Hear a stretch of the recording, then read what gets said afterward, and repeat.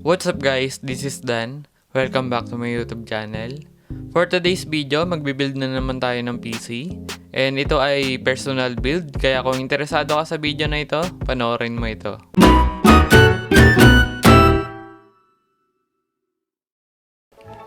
So ayun guys, bago tayo magsimula, gusto ko lang muna magpasalamat sa lahat ng nanonood, lahat ng sumusuporta, and sa lahat ng subscribers natin dyan. So ito na po kasi yung bunga ng panonood nyo, itong PC build na ito.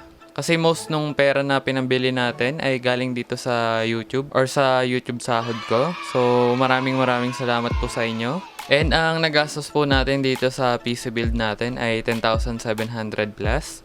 So, ginamit ko po kasi yung SSD ng laptop ko. And yun, nilipat ko muna dito sa desktop natin. Pero yung build siguro natin ngayon ay nagkakahalaga ng 12 to 15k. So, depende po sa price na maabutan nyo. Kasi katulad ko, sale ko po ito na bili or may sale sa Shopee. So, nakakuha po ako ng 10% off na voucher. Kaya sobrang nakamura po ako. Then, meron pa pong ibang mga voucher. Kaya talagang naka-discount ako ng malaki. Pero maglalagay na lang din siguro ako ng quotation mamaya nung sa hindi discounted yung price niya. So, ilalagay ko na lang yung link sa description siguro. So, kayo na bahala kung susundin nyo yung quotation na yon. Okay. Then, yung content nga pala dito sa video natin ngayon ay syempre yung introduction ng parts, installation process, tsaka game test. Then sa huli siguro maglalagay ako ng recommendations para sa mga pwede nyong i-upgrade dito. So tara, start na tayo.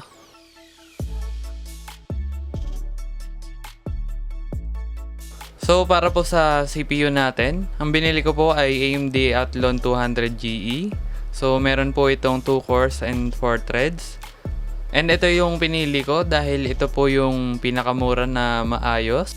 So magdi 3000G sana ako or yung Athlon 3000G. Pero ang difference kasi ng price nila ay parang nasa 1.5 to 2,000. So medyo kinapos na sa budget or medyo mahal na kasi yon. So since medyo classic yung itsura ng heatsink ng 200GE or ng Athlon, bumili rin po ako ng aftermarket na cooler. So ito po yon. Freeze Almaze RGB heatsink fan CPU cooler. So ayan, pandagdag lang po ng aesthetics or para umastig-tignan yung PC natin.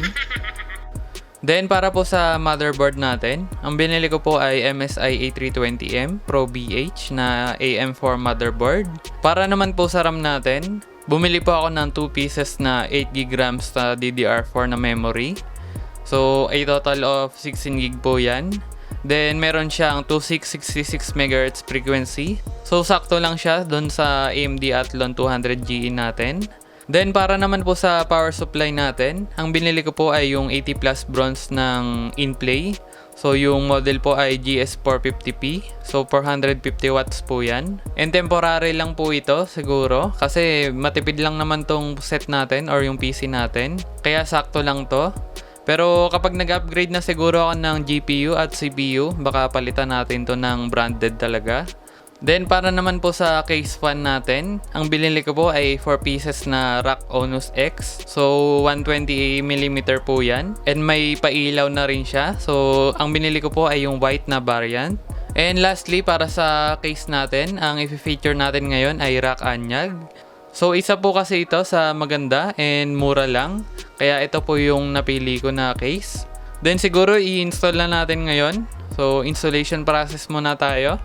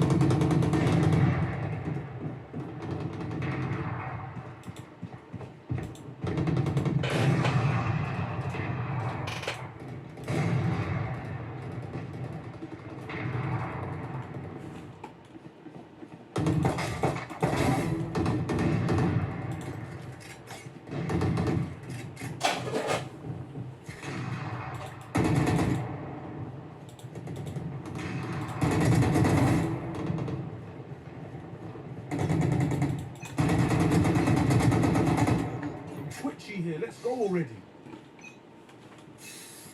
Fight! Let's go.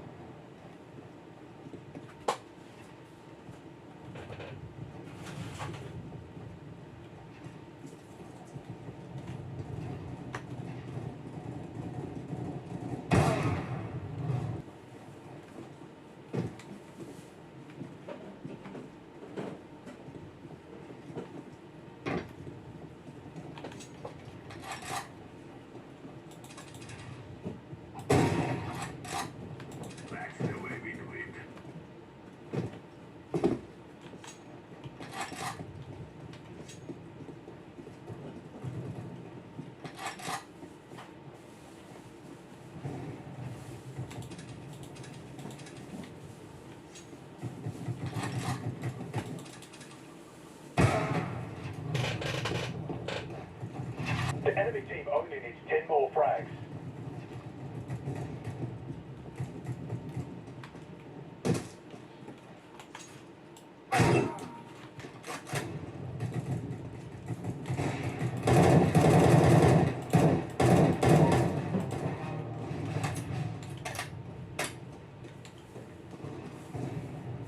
Enemy team is 3 out from victory.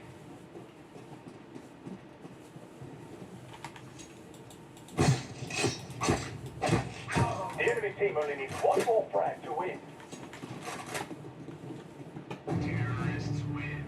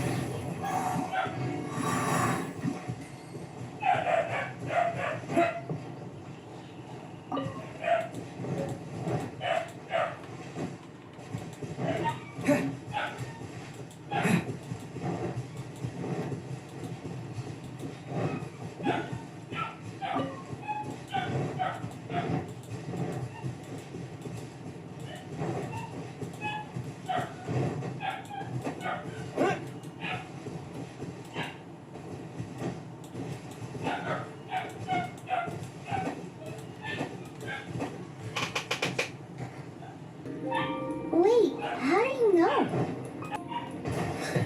Experience. The kind of experience you get after years of dealing with things like this for others.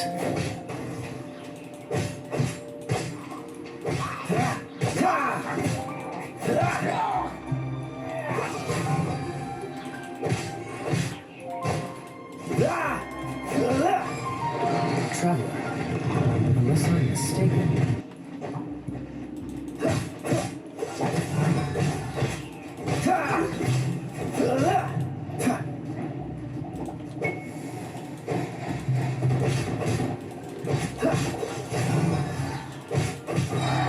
This moment will be frozen in time.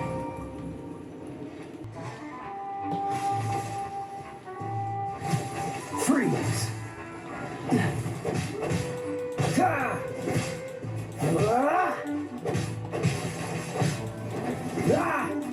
Don't push your luck. Cool it.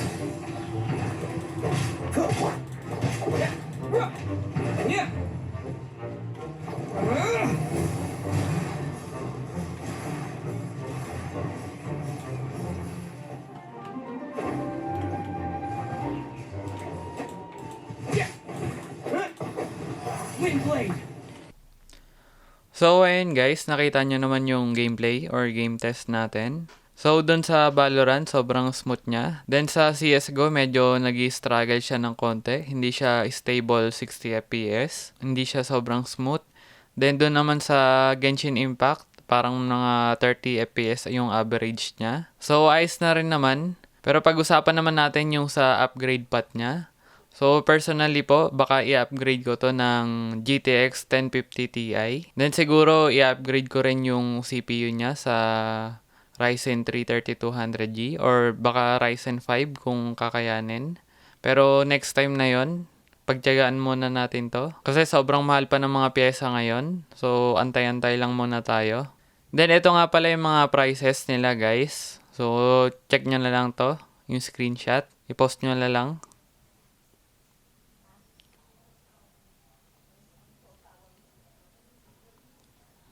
Then, ito naman yung quotation ko para makita nyo na rin dito.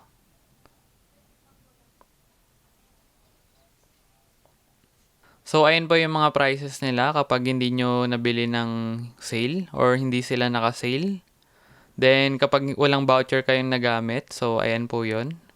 Abot din ng kulang-kulang 15K. So, ang isa-suggest ko sa inyo, bumili kayo kapag may sale si Shopee tsaka Lazada para makatipid kayo ng sobra. Kasi sobrang laki din po ng natipid ko dyan. Mga 2K ata ang natipid ko. So, ayos din siya. Uy, sana all! So, dito ko na po siguro tatapusin itong video na ito. Maraming salamat po sa panonood nyo.